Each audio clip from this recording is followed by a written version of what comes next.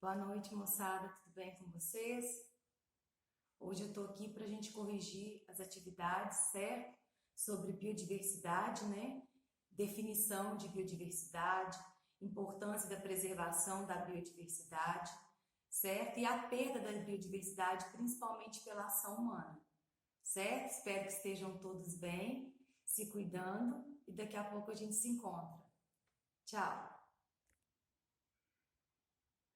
Moçada, então vamos para nossa aula, para nossa correção, então. Página 34, certo? Exercício 7, 8, 9 e 10. O exercício 7, a pergunta está assim: há vários motivos para cuidar da biodiversidade do nosso planeta, alguns dos quais são de cunho ético e moral, enquanto outros são antropocêntricos. Diferencie esses dois motivos, então, certo? Olha que interessante. Os motivos de cunho ético e moral são aqueles, né, que defendem a proteção da biodiversidade, pois esse é o dever e a responsabilidade do ser humano para com as outras espécies do planeta e para com as gerações futuras, né? Então, esse é o motivo de cunho ético e moral. Proteger a biodiversidade, certo? Proteger as espécies do planeta e as gerações futuras. Já os motivos antropocêntricos, ou seja, do homem, né, são aqueles que consideram a biodiversidade de acordo com a perspectiva do ser humano. Dessa forma, a biodiversidade, então, é considerada como um valor econômico. Os benefícios diretos e indiretos e ainda valores estéticos. O que significa, então, motivo antropocêntrico? O que a biodiversidade, então, pode fornecer para o homem? Vai então ter um valor econômico, não é? Se a gente for falar dos rios, se a gente for falar dos animais, se a gente for falar dos recursos naturais, além de valor estético, por exemplo, a beleza de uma floresta, a beleza, então, por exemplo, de uma mata, ok? Então, eu tenho motivos de cunho ético e moral para se preservar, então, a biodiversidade e motivos antropocêntricos. Estão tranquilos? Bem, próxima questão, então, é a questão de número 8, certo? Tá aqui, explique os motivos antropocêntricos pelos quais devemos preservar a biodiversidade. Foi o que eu havia falado. Entre os motivos antropocêntricos estão os motivos econômicos, né? Como os recursos ambientais, como a água, o alimento, a madeira, os combustíveis, além dos valores estéticos, né? A beleza e o prazer ao se apreciar a natureza, certo? Então, esses são motivos antropocêntricos. Lembra, então, de motivo econômico, certo? De recursos naturais, de recursos ambientais. 9. Veja e interprete as imagens a seguir. Então, a primeira imagem está uma mesa cheia de alimento, né?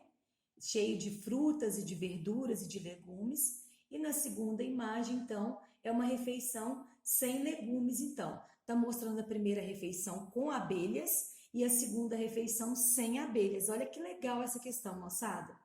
Essas imagens deixam claro o valor da biodiversidade, principalmente da manutenção de abelhas. Explique a razão de as abelhas serem importantes para o ser humano.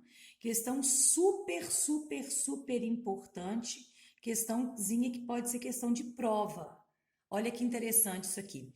A vida das abelhas é de extrema importância para os seres humanos, pois são elas as polinizadoras da maioria das plantas utilizadas como alimentos por nós. Assim, sem as abelhas, não haveria reprodução da maioria dos vegetais. Então, moçada, vocês devem ter visto muito isso, né? No Facebook, na internet, falando então do risco de extinção das abelhas. E as abelhas são fundamentais, por quê? Porque elas são polinizadoras da maioria então das plantas que são utilizadas por alimento, como alimento por nós. Então, sem as abelhas, a segurança alimentar da humanidade está ameaçada, ok?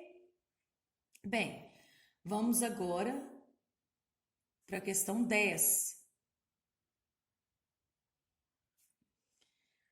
Questão 10. Uma floresta vizinha a uma cidade era utilizada por um pequeno grupo de indivíduos para a retirada de raízes medicinais e frutas silvestres, que eram comercializadas na região.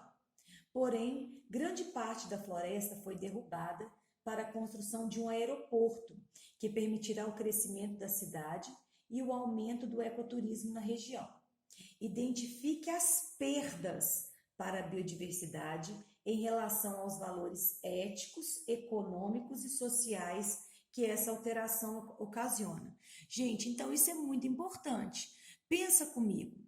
Se eu estou desmatando, né, uma floresta para fazer um aeroporto, quanto aos valores éticos, né, com a retirada da floresta para a construção do aeroporto, não foi respeitado o compromisso humano na preservação do meio ambiente. Então, esse é um valor ético.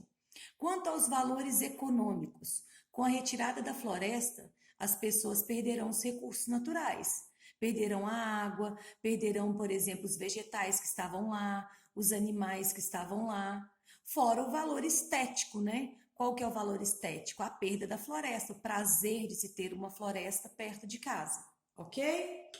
Agora, nós passaremos, então, para a próxima página 41, questão 11, certo? A questão 11 fala o seguinte: explique como as alterações no uso da terra e do mar estão relacionados à perda da biodiversidade. Ô, moçada, olha que interessante isso aqui. Então, o que eu coloquei aqui? As mudanças, né? As mudanças no uso da terra e do mar, pelas atividades humanas como a agricultura e a pesca, sem o pensamento do desenvolvimento sustentável, que foi a nossa matéria, né, das aulas passadas, olha só, elas causam a fragmentação e a degradação e a perda de habitat de várias espécies. Sem um local adequado para sobreviverem e se reproduzirem, as espécies podem entrar em extinção. Então, a agricultura e a pesca, sem o pensamento do desenvolvimento sustentável, vai fragmentar, vai degradar o ambiente. Aí os animais, os vegetais vão perder o habitat, porque eles não vão ter nem lugar para sobreviver nem para reproduzir. Acabarão entrando em extinção, ok? Questão número 12. Observe as seguintes figuras, né, que representam os habitats fragmentados, o A e o B. Então, eu tenho o habitat A e o B. Considere que em ambos possuem a mesma área, porém, um é mais recortado e o outro menos. Nesse caso, qual deles sofrerá maior efeito de borda? Justifique a sua resposta. Gente, o que vai sofrer maior efeito de borda é então o quê? O habitat da figura B, porque ele é mais recortado. O que é esse efeito de borda? Esse efeito de borda, então, é onde a gente vai poder ter mais ação humana. Se eu tenho mais ação humana, mais ação de outros ecossistemas que estão laterais, esse efeito de borda não vai ser maior? Quanto mais recortado, então, for o ambiente, maior vai ser o efeito de borda. Então, vai ser a letra B, ok? Questão número 13. Esse é bem legal e vocês já sabem muito disso. A gente falou muito disso nas aulas, né? Questão número 13. Explique de que maneira o aquecimento global pode levar à perda da diversidade das espécies. Nós sabemos, então, que o aquecimento global, ele vai provocar várias mudanças climáticas, né? Que elas podem ocorrer, então, lembram? A curto prazo, que então é o aumento da temperatura, certo? O aquecimento global, e a médio e longo prazo, que a gente já falou muito nas aulas anteriores, olha só. Quais são as principais mudanças climáticas? Aumento do nível do mar, devido ao derretimento do gelo, comprometendo a sobrevivência de espécies, como o urso polar e os pinguins. Lembra de eu contar para vocês que uma das fotos mais interessantes, então, sobre o efeito estufa, sobre o aquecimento global, não é o urso polar, tadinho, numa plaquinha de gelo no meio do mar? Ele não tem para onde ir? E também as populações das cidades litorâneas, né? Porque se o nível do mar vai aumentar, essas cidades litorâneas não tendem a desaparecer, não tendem a ficar alagadas? Segunda mudança, então, alteração no padrão de chuvas. com algumas regiões sofrendo com inundações frequentes e outras com secas severas. É o que a gente já está vendo no mundo todo, né? Várias chuvas, né? Várias enchentes. Isso aconteceu no Brasil, né? O mês passado, como estava chovendo aqui, não é verdade? E a terceira, então, alteração que pode ocorrer são furacões, né? Se tornando mais fortes e mais intensos, comprometendo a sobrevivência da espécie humana e de várias outras espécies. Ô, moçada, eu queria tanto que a gente parasse para pensar. Agora, a gente falando de ecologia, a gente falando de biodiversidade.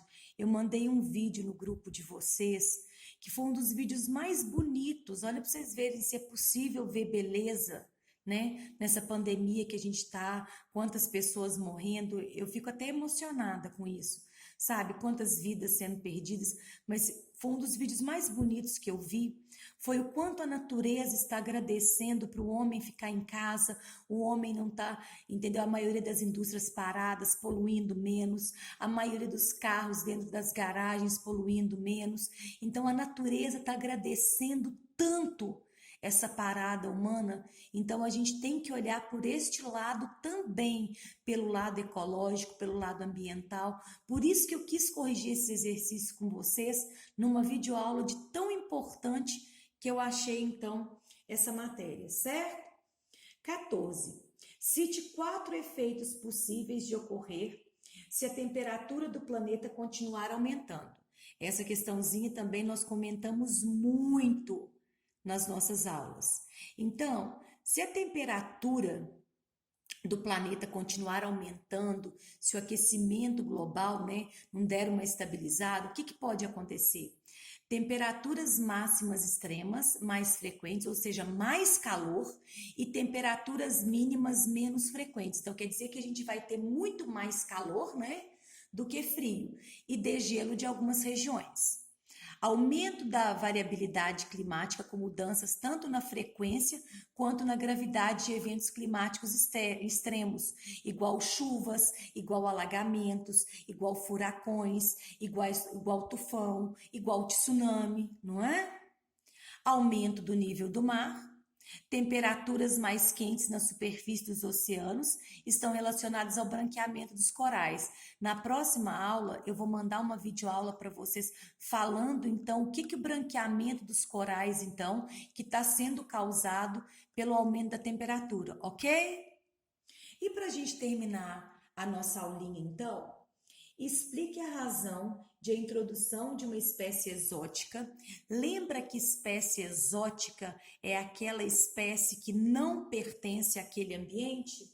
Então, explique a razão de a introdução de espécies exóticas em um ecossistema representar uma ameaça para o seu equilíbrio. Gente, lembra, espécie exótica, ela não pertence àquele ambiente. Se ela não pertence àquele ambiente, ela não vai ter nem predador natural e nem competidor e nem parasita. Então ela pode acabar virando uma praga, não pode? O que eu coloquei aqui? As espécies exóticas podem se proliferar sem controle, colocando em risco as espécies nativas. Além de poderem levar as espécies nativas à extinção local, elas também podem participar da disseminação de doenças. Lembra da história do caramujo africano, que é uma espécie exótica? Degradar florestas e desestabilizar a cadeia alimentar. Porque essa espécie exótica, como ela não tem um organismo, não tem um predador natural, não tem um competidor, não tem um parasita, ela acaba virando uma praga no ambiente. Ok? Então, acho que ficou bem explicadinho esses exercícios para a gente terminando o nosso capítulo. Então, olha só que interessante. Pensar, então, nessa parada do mundo inteiro para a ecologia, pensar isso para o ecossistema, para a natureza. Como a natureza tem agradecido a diminuição da poluição? Ok, moçada? Um beijo para vocês. Saudades!